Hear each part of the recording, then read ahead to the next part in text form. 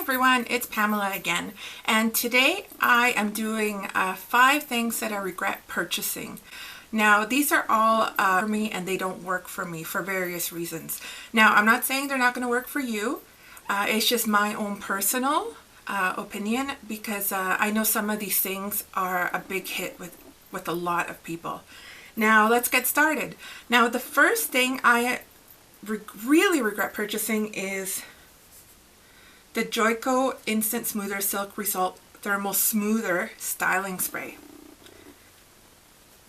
Now I paid $18.99 for this, and it was supposed to protect my hair when I was smoothing it out, and using it to kind of like keep it non-fussy, because here in Vancouver, you know, you get really frizzy hair. This thing was awful. It's still almost, I think I tried about 3 or 4 times and I couldn't do it anymore. It just, every time I put it in, it feels like a warped up hairspray. I don't know if you know, it made my hair just like in pieces. It kept it in pieces, even though I straightened it out and I blow dried it, kept it in pieces. It looked really, by the end of the day, my hair looked dead. It really looked old, like it just was so flattened down. It looked oily. It just looked like I had just gotten out of bed and I hadn't showered in about a week. So I really didn't like this product. The second thing that I really regret purchasing is something that I did a haul not too long ago, and that is the Maybelline Fit Me blush powder. And this one is in the color 302 Deep Rose. This is the worst thing I have ever tried. I'm actually going to go and return it. Look at this. It just falls apart as soon as you get it. And when I try to do a swatch, I don't get anything. There's nothing. There's nothing. And I have to swirl and swirl and swirl and swirl, and I still get nothing. It's ridiculous. And for close to $10 at the drugstore, it's just a joke. So if you have a chance to buy something else, do it. Don't buy this blush. This is really bad. I even tried to put my nail in to try and get some color. There's no color whatsoever, and this is supposed to be the darkest color they have. So I don't know why they do this. They could be better at it. Now the third thing I have for you are 2 things. Now the reason I didn't like them and that I regret purchasing them, because they were a bit expensive, is the fact that I found out I'm allergic to them, which really sucks, and I couldn't return them.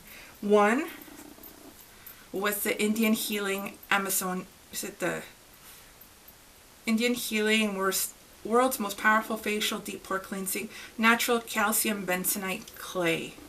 Now people rave about this on YouTube. I know people who have really bad acne and cystic acne, and I have very bad cystic acne underneath. I just hide it well. And they say this works magically. I tried it twice.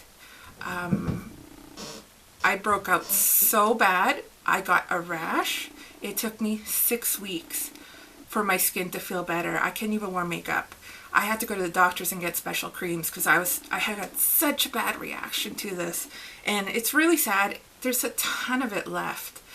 You only need a very little, and I hope I find somebody who actually really loves this product and does really well for them, because I just can't throw it away. It expires in 2017, and I didn't get it very well. I got it earlier this year, so yeah, it was really depressing. Now, another thing I found out that I'm allergic to, I bought it around the same time thinking I would do this more regularly than the other one, was this Elizabeth Arden Hydrating Mask Clay. Now, you leave it on the face for 5 to 10 minutes, and then you rinse it off. I was okay the first time. I was just really red, but that usually happens when you do these clay masks, and then your face gets really hot. The second time, I noticed a few breakouts. The third time, I was a beet red, and I had broken out so badly. So putting these 2 and 2 together and talking to my doctor, I figured out I'm allergic to clay products. Yeah. Now the fourth thing that I really regret purchasing, but it's not too bad because it wasn't that expensive, was the Rimmel Scandal Eyes. This didn't do anything for me. I've been trying to use it up. It's a nice applicator. It's a really nice idea, but it didn't work out for me, which sucks. I'm still trying to use sometimes. I try to use it sometimes because it hurts me having to spend money on things that don't work out for me. Now, the last thing that I regret purchasing, and you're going to be really surprised, is not a makeup item or a hair product. It's actually a purse, a very expensive purse. Now, over 2 years ago, I had saved up my money and I was trying to find a black crossbody purse because I was finishing my master's degree at that time. And I was like, I need the perfect crossbody. I had about $800 saved. I thought, okay, I'm gonna go look.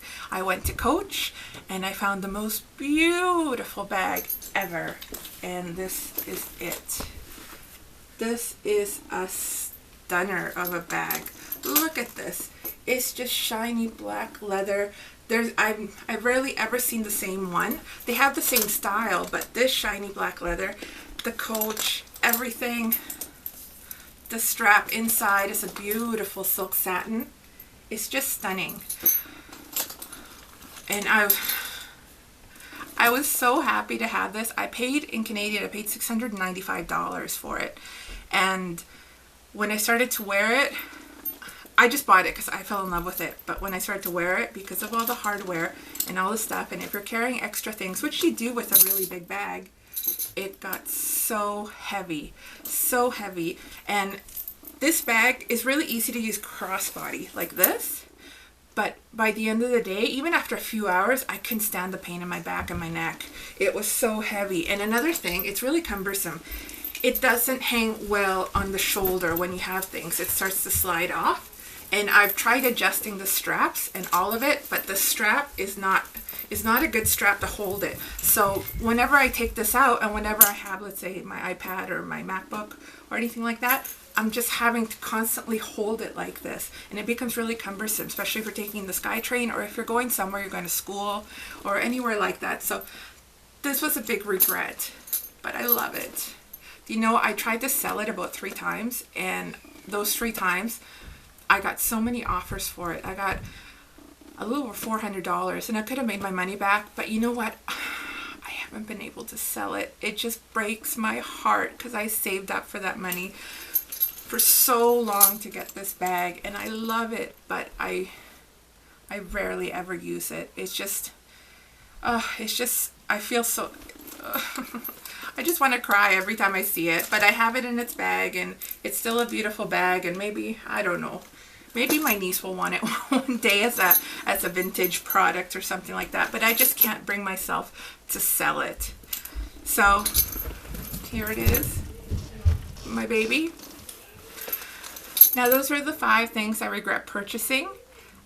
Thank you so much for watching my channel, and I hope you subscribe. And just to let you know, I upload twice a week. And yeah, so I'm still going with this whole YouTube thing. I'm really trying to find better lighting.